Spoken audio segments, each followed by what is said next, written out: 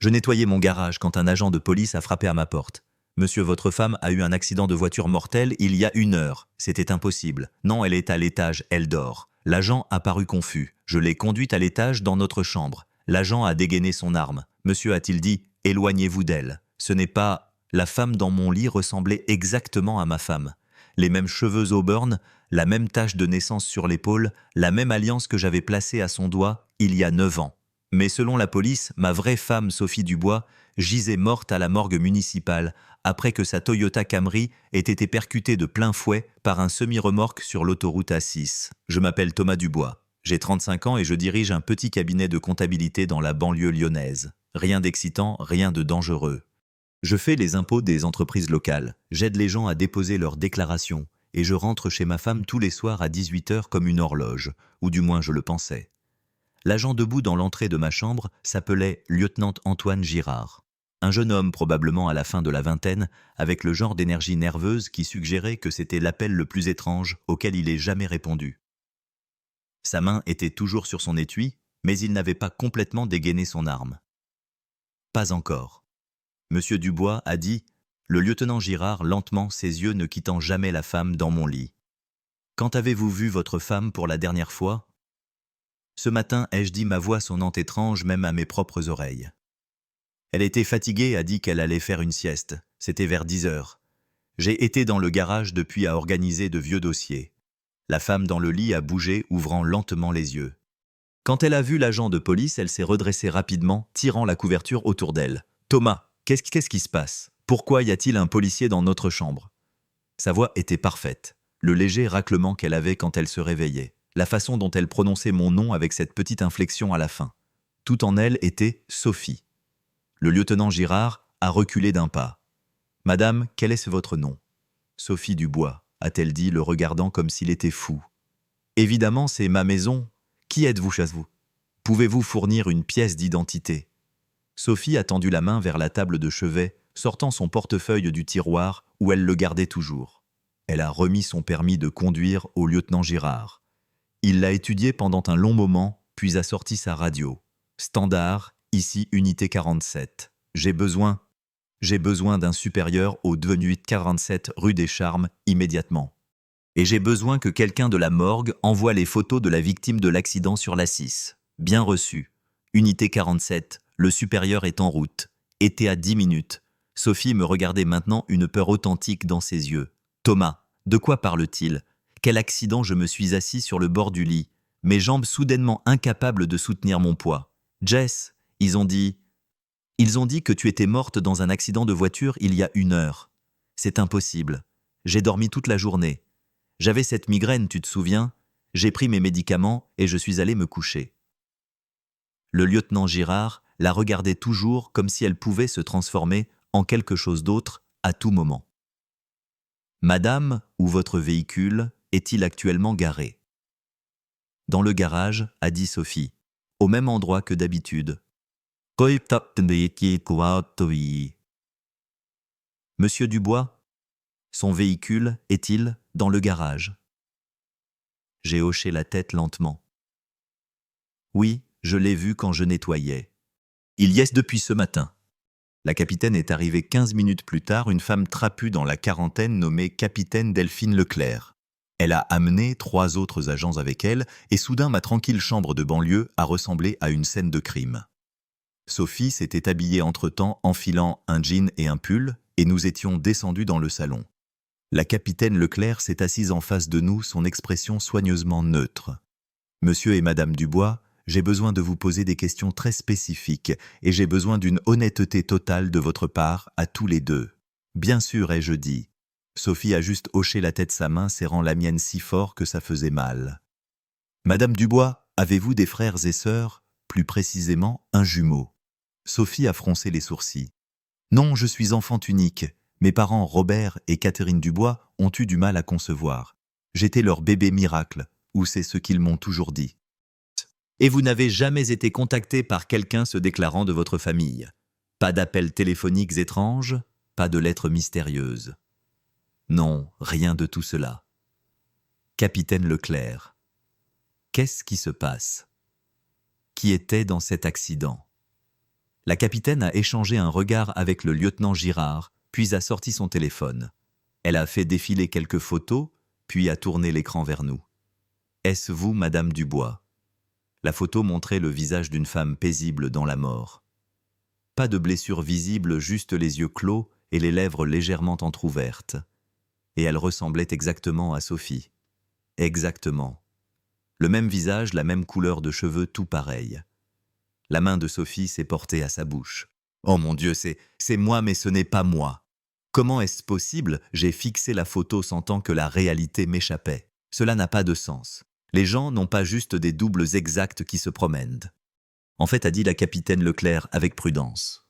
C'est le cas, mais c'est extrêmement rare. Nous parlons de doppelgangers, de personnes génétiquement non apparentées, mais qui se ressemblent remarquablement.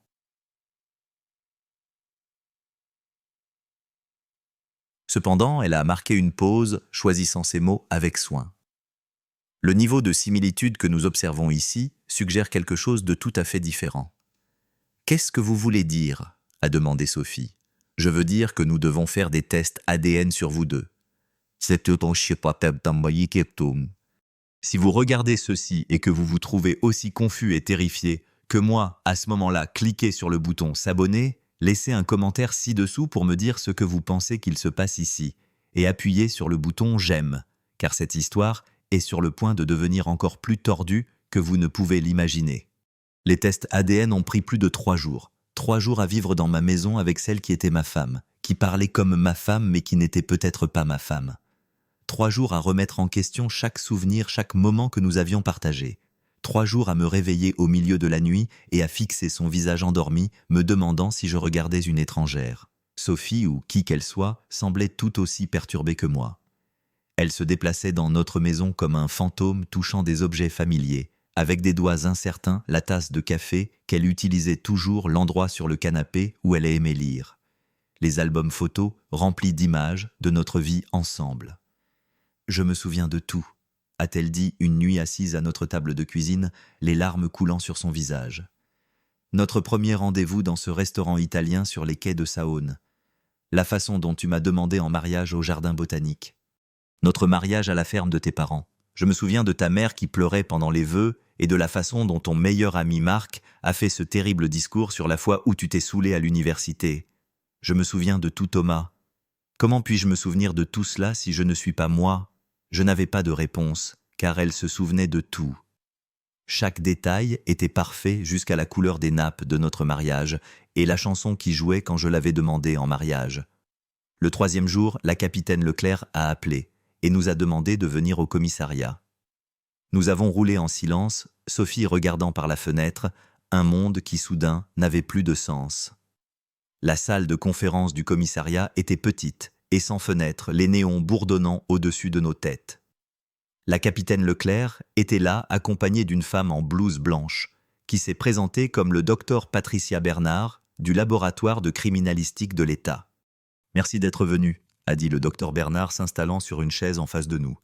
Elle avait un dossier en papier devant elle et je pouvais voir les bords des rapports de laboratoire dépassés. J'ai examiné l'analyse ADN de Madame Dubois et de la femme décédée de l'accident, et les résultats sont sans précédent. « Dites-le nous simplement », a dit Sophie, sa voix à peine un murmure. « Suis-je réelle ? Suis-je Sophie Dubois ?» Le docteur Bernard a ouvert le dossier étalant plusieurs documents. « Génétiquement, vous êtes toutes deux Sophie Dubois. L'ADN est identique. Non pas similaire, non pas proche, mais identique, ce qui devrait être impossible. Je me suis penché en avant. Qu'est-ce que vous voulez dire par « devrait être impossible » ? Un ADN identique n'existe que dans un seul scénario, les jumeaux monozygotes. Des jumeaux qui se sont développés à partir du même œuf fécondé. Mais même dans ce cas, il y a de subtiles différences qui se développent avec le temps. Des facteurs environnementaux, des mutations aléatoires. Ce que nous voyons ici est une identité génétique parfaite. C'est comme si l'une de vous était un clone de l'autre. Le mot est resté suspendu dans l'air comme une chose physique. Clone. Sophie a ri, mais cela a sonné hystérique. C'est insensé. Le clonage humain n'est pas réel. C'est de la science-fiction. Techniquement, vous avez raison, a dit le docteur Bernard, avec prudence. Le clonage humain à des fins reproductives est illégal aux États-Unis et dans la plupart des pays, mais cela ne signifie pas que cela n'a pas été tenté. Il y a eu des rumeurs, des murmures dans la communauté scientifique concernant des laboratoires clandestins, des installations privées opérant en dehors des limites légales. Alors que dites-vous, ai-je demandé? Que ma femme est un clone ou que la femme morte est un clone? Comment savoir qui est qui? La capitaine Leclerc s'est éclairci la gorge. Nous devons remonter plus loin. Monsieur Dubois, quand avez-vous rencontré votre femme? Il y a 9 ans, ai-je dit, dans un café du centre-ville. Elle lisait un livre. J'ai accidentellement renversé mon café sur sa table et nous avons commencé à parler. Madame Dubois, vous souvenez-vous de ce jour? Sophie a hoché la tête. Bien sûr. Il était tellement embarrassé, il n'arrêtait pas de s'excuser. Nous avons fini par parler pendant 3 heures. Il m'a raccompagné chez moi et je lui ai donné mon numéro. Et avant ce jour, Madame Dubois, que vous souvenez-vous de votre enfance? Sophie a froncé les sourcils réfléchissant. J'ai grandi dans une petite ville appelée Belle-Rive, à environ 2 heures d'ici. Mes parents tenaient une épicerie générale. Je suis allé à l'école primaire de Belle-Rive, puis au lycée de Belle-Rive. Après l'obtention de mon diplôme, j'ai déménagé à Lyon pour l'université. Avez-vous des annuaires, des photos d'enfance, des documents de cette époque? Quelques-uns, a dit Sophie. La plupart de mes affaires d'enfance sont chez mes parents. La capitaine Leclerc et le docteur Bernard ont échangé un autre regard. Madame Dubois, a dit la capitaine doucement. Nous avons vérifié la ville de Belle-Rive. Il n'y a pas d'épicerie générale enregistrée au nom de Robert et Catherine Dubois. En fait, nous ne trouvons aucune trace d'eux vivant là-bas. La couleur a fui le visage de Sophie. C'est impossible, ils y ont vécu pendant 30 ans. Nous aimerions la permission d'examiner toute documentation que vous avez, a dit le docteur Bernard. Acte de naissance, dossier scolaire, tout ce qui précède votre déménagement à Lyon. C'est à ce moment-là que ça m'a frappé. En 9 ans de mariage, je n'avais jamais rencontré les parents de Sophie. Elle avait toujours dit qu'ils étaient des gens discrets, n'aimaient pas voyager. Nous avions parlé de leur rendre visite, mais quelque chose arrivait toujours. Obligation professionnelle, problème de santé, raison qui semblait parfaitement légitime à l'époque, mais qui semblait maintenant des excuses soigneusement construites. « Jess, ai-je dit lentement, où sont tes parents en ce moment ?» Elle a ouvert la bouche pour répondre, puis l'a refermée. Ses yeux sont devenus lointains, comme si elle cherchait un souvenir qui ne voulait pas refaire surface. « Ils sont à Belle-Rive, à la maison. Quand as-tu parlé à la dernière fois, je ne sais pas. » Son visage s'est froissé. « Thomas, je ne me souviens pas. Pourquoi ne puis-je pas me souvenir ?» Le docteur Bernard prenait des notes. Ceci est compatible avec des souvenirs implantés. Si quelqu'un voulait créer un double convaincant d'une personne, il aurait besoin d'implanter les souvenirs originaux. Mais le processus n'est pas parfait. Les souvenirs plus profonds et plus émotionnels se transfèrent mieux que les détails factuels comme les numéros de téléphone ou les dates spécifiques. Vous dites que quelqu'un a fait une copie de moi, la voix de Sophie montait, et a mis de faux souvenirs dans ma tête. Pourquoi quelqu'un ferait-il ça? C'est ce que nous devons comprendre, a dit la capitaine Leclerc. Mais d'abord nous devons identifier la femme décédée. Parce que si vous êtes l'originale Sophie Dubois, alors qui était-elle? Et si elle est l'originale, alors qui êtes-vous? La question a résonné dans mon esprit longtemps après que nous ayons quitté le commissariat. Qui était ma femme? Et plus terrifiant encore, avec qui avais-je vécu? Nous sommes allés chez mes parents ce soir-là. Ils vivaient à 1 heure de Lyon dans la même ferme où j'avais grandi. Mon père Gérard Dubois était un vétérinaire à la retraite, et ma mère Christine avait été institutrice pendant 40 ans. C'étaient de bonnes personnes, des gens honnêtes, et j'avais besoin de parler à quelqu'un qui me semblait encore réel. Ils ont été choqués quand je leur ai tout raconté. Ma mère a pleuré tenant les mains de Sophie, comme si elle pouvait vérifier son authenticité par le seul toucher. Mon père, toujours l'homme pratique, a posé les questions logiques. « Fils, as-tu remarqué quelque chose d'étrange dans le comportement de Sophie ? Quelque chose de différent ces derniers mois ? J'y ai réfléchi attentivement. Non, rien. Elle a été exactement la même que toujours. Les mêmes routines, les mêmes préférences, la même tout. Et avant que tu la rencontres, a demandé maman à Sophie. Te souviens-tu de ta vie avant Thomas ? Le visage de Sophie s'est tordu de concentration.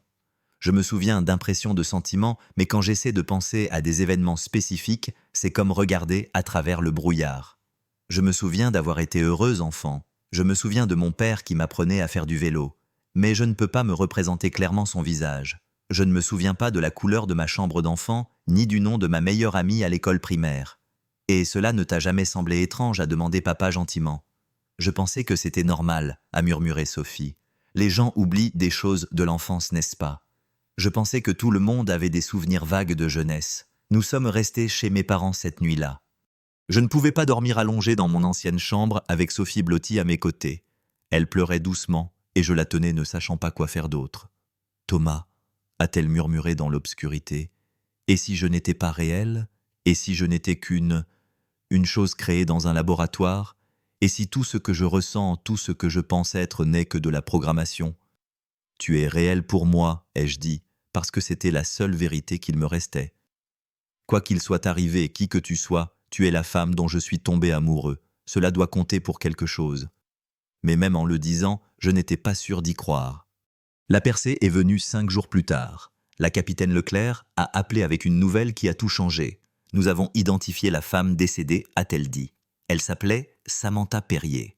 Elle avait été portée disparue d'une petite ville en Ardèche il y a 15 ans. Elle avait 20 ans lorsqu'elle a disparu. Comment est-ce possible, ai-je demandé.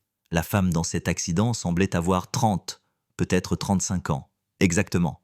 Si Samantha Perrier avait vécu, elle aurait 35 ans maintenant. La femme à la morgue a exactement le bon âge.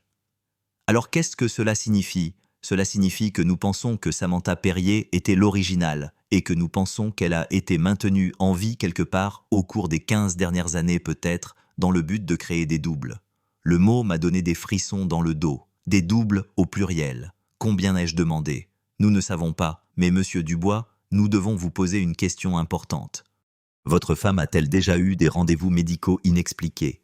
Des périodes où elle était absente et ne pouvait pas justifier son temps. J'ai repensé à nos 9 années passées ensemble. Il y a eu une fois, il y a environ 2 ans. Elle avait dit qu'elle allait à une retraite spa avec des amis de l'université. Elle était partie 1 semaine. Quand elle est revenue, elle semblait différente d'une certaine manière, plus, je ne sais pas, plus posée. Mais je pensais que c'était juste la relaxation. Nous avons besoin du nom de ce spa. Je l'ai trouvé dans les anciens emails de Sophie, le centre de bien-être Harmonie Montagne, situé dans la campagne de Savoie. Quand la capitaine Leclerc a effectué une recherche, elle a trouvé quelque chose d'intéressant. Le centre de bien-être avait fermé brusquement il y a 3 ans. La propriété avait été vendue à une société écran introuvable. Nous envoyons une équipe enquêter sur la propriété, a dit la capitaine Leclerc. Mais Monsieur Dubois, je dois vous préparer à ce que nous pourrions trouver. Que voulez-vous dire si c'est ce que nous pensons? Si quelqu'un a créé des doubles de Samantha Perrier, possiblement d'autres personnes, c'est plus grand que votre seule situation. Il pourrait s'agir d'une opération organisée, et nous devons comprendre pourquoi. Cette nuit-là, j'ai fait asseoir Sophie, et je lui ai tout dit. Elle a écouté en silence son visage. Alors je pourrais être un remplacement, a-t-elle dit. Quelqu'un m'a créé pour prendre la place de la vraie Sophie. Pourquoi? Quel est le but? Je ne sais pas. Mais Jess, je dois te demander quelque chose. Cette retraite spa, il y a 2 ans. T'en souviens-tu réellement, ou est-ce juste un autre souvenir flou? Elle a fermé les yeux, se concentrant. Après un long moment, elle a secoué la tête. Je ne me souviens de rien à ce sujet. Je sais que j'y suis allé. Je sais que je suis revenu, mais les jours passés là-bas, rien. C'est comme un espace vide dans mon esprit. Et si c'est à ce moment-là que c'est arrivé, et si c'est à ce moment-là que tu as été créé? Alors où est la vraie Sophie? Où est l'original? Nous n'avions pas de réponse à cette question. Pas encore. La police judiciaire est intervenue après que la capitaine Leclerc ait déposé son rapport. L'agent principal était un homme nommé commandant David Lambert dans la quarantaine avec des cheveux gris et le genre d'yeux fatigués qui suggérait qu'il en avait trop vu. Il a établi un centre de commandement au commissariat et a fait venir des spécialistes généticiens, psychologues, experts en technologie. Monsieur Dubois, a dit le commandant Lambert lors de notre première rencontre, nous enquêtons sur des rumeurs d'opérations de clonage illégales depuis des années, mais nous n'avons jamais eu de preuves concrètes jusqu'à maintenant. Votre femme, ou plutôt la femme vivant comme votre femme, est cette preuve. Alors qu'est-ce qu'il va lui arriver, ai-je demandé, me sentant protecteur malgré tout.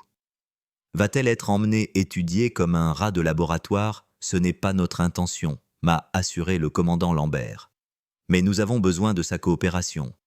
Nous devons comprendre comment cela a été fait, et plus important encore, pourquoi. Sophie, à son crédit, a accepté d'aider. Elle a subi d'autres tests, d'autres entretiens, des heures d'évaluation psychologique. Les médecins ont déterminé que si ses souvenirs avant de me rencontrer étaient implantés et vagues, tout ce qui s'était passé depuis était réel. Elle avait vécu une vie authentique, éprouvé de vraies émotions, était une vraie personne à tous égards importants. La question, a expliqué le docteur Bernard, est de savoir si elle est destinée à être un remplacement ou une sauvegarde. Quelle est la différence, ai-je demandé. Un remplacement signifierait que l'originale Sophie Dubois est morte et que votre femme a été créée pour prendre sa place. Mais une sauvegarde suggère que l'originale pourrait être encore vivante quelque part, et que votre femme est une assurance, une pièce de rechange, si vous voulez. La pensée me rendait malade. L'enquête en Savoie a révélé exactement ce que l'agent Lambert craignait. La propriété qui abritait le centre de bien-être Harmonie Montagne était en fait une façade pour une installation de clonage sophistiquée. Ils ont trouvé des preuves d'au moins 15 sujets différents des femmes qui avaient été portées disparues au cours des 2 dernières décennies, toutes maintenues dans des comas médicalement induits pendant que leur matériel génétique était prélevé. Samantha Perrier y était. Ils ont trouvé ces dossiers, des photographies des fiches médicales couvrant 15 ans. Mais l'installation avait été abandonnée 6 mois plus tôt et tous les sujets avaient été déplacés vers un lieu inconnu. Ici. Quelqu'un savait que nous approchions, a dit le commandant Lambert d'un air sombre. Ils ont arrêté l'opération et se sont relocalisés, mais ils ont été négligents. Ils ont laissé l'un des doubles s'échapper dans le monde sans surveillance appropriée. Samantha, ai-je dit, la femme qui est morte dans l'accident. Exactement. Nous pensons qu'elle était transportée vers une nouvelle installation lorsqu'elle s'est échappée. L'accident était réel, juste un mauvais timing. Mais pourquoi, a demandé Sophie. Elle était restée assise tranquillement pendant le briefing, mais maintenant, elle s'est levée, sa voix tremblante de colère. Pourquoi quelqu'un ferait-il ça? Quel est l'intérêt de créer des copies de personnes? Le commandant Lambert a affiché une série de photographies sur son ordinateur portable. Des femmes d'âge variés, toutes portées disparues, toutes correspondant au profil trouvé à l'installation de Savoie. Nous pensons qu'il s'agit d'une usurpation d'identité à grande échelle. Créez un double de quelqu'un, éliminez l'original et vous avez un remplacement parfait qui peut accéder aux comptes bancaires, aux propriétés, à tout. Mais je n'ai éliminé personne, a protesté Sophie. J'ai vécu ma vie, je n'ai rien volé. Ce qui suggère que vous n'étiez pas destiné à ce but, a dit le docteur Bernard pensivement. Vous avez été créé pour une raison différente. La question est laquelle? La ici. La réponse est venue d'une source inattendue, ma mère. Elle a appelé 3 jours après la révélation de sa voix urgente. Thomas, j'ai trouvé quelque chose au grenier. De vieilles photos de quand toi et Sophie avaient commencé à sortir ensemble. Je les mettais dans un album et j'ai remarqué quelque chose d'étrange. Quelque chose d'étrange. Il y a une femme en arrière-plan de plusieurs photos. La même femme à différentes occasions. C'est comme si elle te suivait. Peux-tu m'envoyer les photos? Quand elles sont arrivées par email, j'ai vu exactement ce qu'elle voulait dire, une femme blonde dans la cinquantaine, toujours à distance, toujours légèrement floue. Mais elle était là dans le café où Sophie et moi nous étions rencontrés sur le parking du restaurant où je l'avais demandé en mariage, à notre mariage debout au bord de la foule. J'ai montré les photos au commandant Lambert. Il a effectué une reconnaissance faciale et a immédiatement obtenu un résultat. Le doc. Caroline Mercier, a-t-il dit en affichant son dossier. Généticienne qui a travaillé pour plusieurs sociétés pharmaceutiques avant que sa licence ne soit révoquée il y a 20 ans pour des violations éthiques. Elle expérimentait le clonage humain, essayant de créer ce qu'elle appelait des « humains parfaits ». Le conseil médical l'a arrêtée, mais elle a disparu avant qu'il ne puisse la poursuivre. Pourquoi me suivrait-elle, moi? Et Sophie, le commandant Lambert, a étudié les photos attentivement. Monsieur Dubois, je dois vous poser une question personnelle. Avez-vous et votre femme déjà discuté d'avoir des enfants? Nous avons essayé, ai-je dit pendant des années, mais Sophie ne pouvait pas tomber enceinte. Nous sommes allés voir des spécialistes de la fertilité, mais ils n'ont rien trouvé d'anormal. Cela n'est jamais arrivé. Les spécialistes ont-ils effectué des tests génétiques sur votre femme? Oui, des tests approfondis. Tout est revenu normal.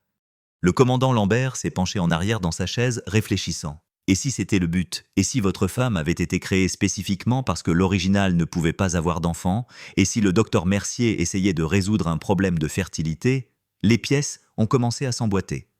Les parents de Sophie, qui n'existaient pas. Les souvenirs d'enfance flous. La retraite spa où elle a disparu pendant 1 semaine. Peut-être quand elle avait été créée ou activée, est le plus révélateur de toute l'incapacité de concevoir malgré l'absence de raison médicale. Vous dites que j'ai été créée pour être la femme de Thomas. La voix de Sophie était creuse, que je suis une sorte de remplacement sur mesure. Nous pensons que le docteur Son. Mercier dirigeait un service, a dit le commandant Lambert avec prudence, créant des doubles de personnes pour divers clients parfois, pour l'usurpation d'identité, parfois pour remplacer des êtres chers décédés, et parfois. Il a marqué une pause, parfois pour des personnes qui veulent une meilleure version de quelqu'un qu'elles aiment. Je me suis senti malade. Vous dites que j'ai commandé ça, que j'ai fait remplacer ma femme. Non, a dit le commandant Lambert rapidement. Nous ne pensons pas que vous en aviez connaissance, mais quelqu'un dans votre vie l'a peut-être fait. Quelqu'un qui pensait vous aider. La réponse m'a frappé comme un coup de poing. Ma mère. La tête de Sophie s'est tournée vers moi. Quoi, ma mère était dévastée quand nous ne pouvions pas avoir d'enfants. Elle n'arrêtait pas de dire que c'était injuste, que nous méritions une famille. Elle a mentionné une fois qu'elle avait trouvé un spécialiste qui pourrait peut-être aider, mais Sophie ne voulait pas poursuivre. Le commandant Lambert était déjà au téléphone. Obtenez-moi un mandat pour les relevés téléphoniques et financiers de Christine Dubois et envoyez une unité à sa résidence. Tout de suite, mon père a appelé 20 minutes plus tard, confus et effrayé. Thomas, qu'est-ce qui se passe ? Des agents de la PG viennent d'arriver à la maison, posant des questions sur ta mère. Ils fouillent en son bureau. Papa, je dois te demander de bien réfléchir. Maman a-t-elle déjà mentionné le docteur Caroline Mercier ou quelqu'un lié à la recherche génétique? Il y a eu un long silence. Puis doucement, il y a eu une femme il y a environ 10 ans. Ta mère traversait une période difficile, inquiète pour toi et Sophie de ne pas pouvoir avoir d'enfant. Cette femme l'a approchée lors d'un événement caritatif. A dit qu'elle pourrait peut-être aider. Ta mère l'a rencontrée plusieurs fois, mais elle ne m'a jamais dit les détails. A dit que c'était une surprise qu'elle préparait. Quel genre de surprise? Je pensais que c'était pour une adoption ou une mère porteuse, mais Thomas, ta mère, ne ferait jamais. Il s'est interrompu, réalisant que peut-être elle le ferait.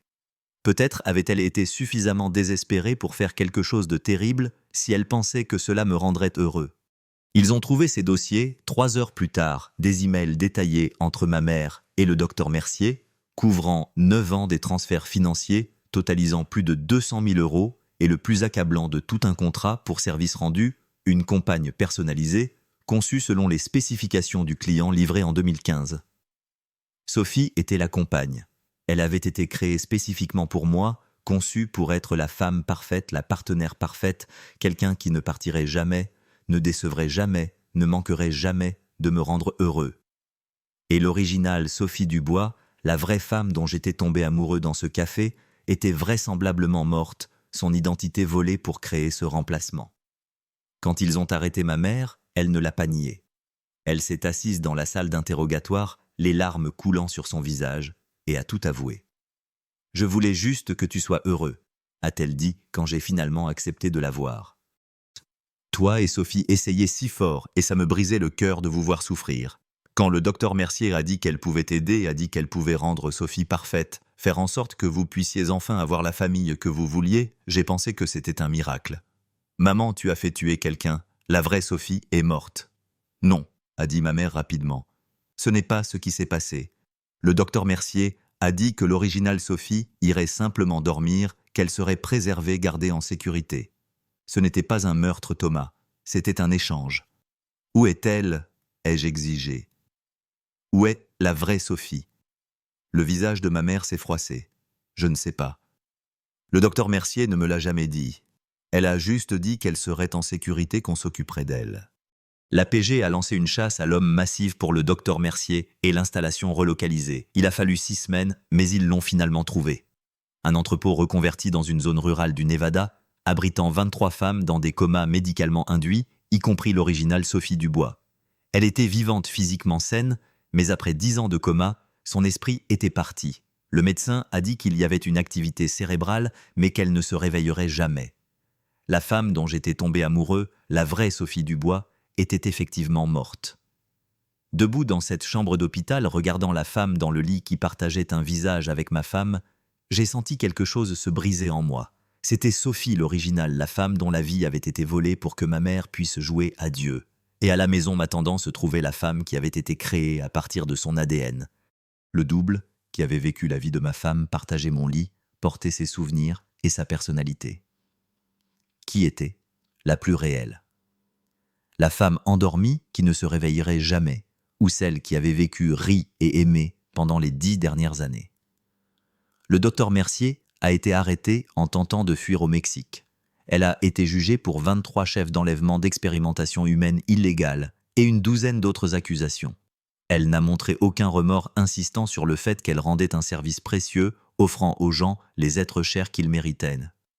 Ma mère a plaidé coupable de conspiration et a purgé 3 ans de prison fédérale. Mon père a divorcé d'elle, incapable de se réconcilier avec ce qu'elle avait fait. Il a déménagé en Floride, m'envoyant des cartes postales occasionnellement, mais ne m'appelant jamais.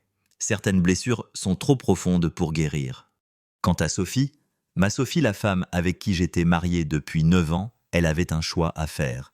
Les tribunaux l'ont déclarée victime non pas criminelle. On lui a accordé une identité légale complète en tant que Sophie Dubois, avec tous les droits et protections que cela impliquait. Mais elle devait vivre en sachant qu'elle avait été créée pour remplacer quelqu'un que toute son existence était basée sur un crime. « Je veux rester avec toi », m'a-t-elle dit une nuit 6 mois après que tout a été révélé. « Si tu veux bien de moi, je sais que je ne suis pas l'original. Je sais que je ne suis qu'une copie, mais Thomas, mon amour pour toi est réel. Ma vie a été réelle. Cela ne compte-t-il pas pour quelque chose ? Je l'ai regardée, cette femme qui était et n'était pas ma femme, et j'ai réalisé qu'elle avait raison. L'originale Sophie était partie perdue dans un cauchemar dont elle ne se réveillerait jamais. Mais la femme assise à côté de moi était vivante, réelle, authentique, à tous égards importants. « Oui » ai-je dit en lui prenant la main. « Cela compte, tu comptes. » Nous sommes toujours ensemble. Cela fait 2 ans depuis la révélation et nous apprenons à construire une vie sur les ruines de celle qui nous a été volée.